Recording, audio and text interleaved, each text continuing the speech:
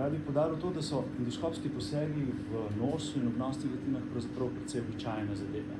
To ne izvajamo samo mi, tudi druge bolnice. Obenem je to ena pot za bolnika, ki je relativno elegantna in enostavna, da opravimo stvari, ki so jih pred veliko desetletji opravljali z velikimi rezi na obrazu. Druga stvar je pa, ko se pogovarjamo o najbolj zahtevnih endoskopskih posegih v nosu, obnosnih votlinah in na lobanjski bazi.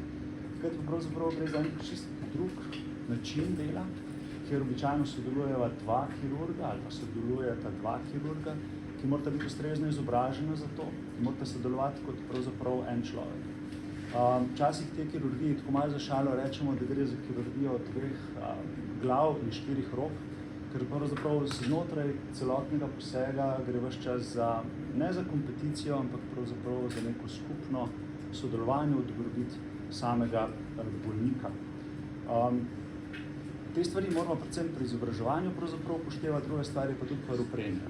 Tudi oprema mora biti vrhunska, da lahko je na koncu rezultat takšen, kot si ga želimo.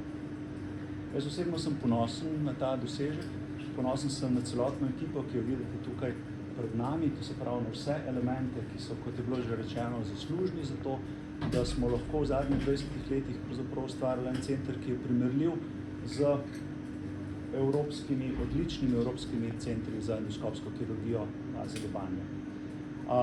Povezani smo tudi z drugimi specialnostmi znotraj kliničnega centra, pravzaprav ta povezanost nas dela boljše, močnejše in na koncu daje boljše rezultate za naše paciente.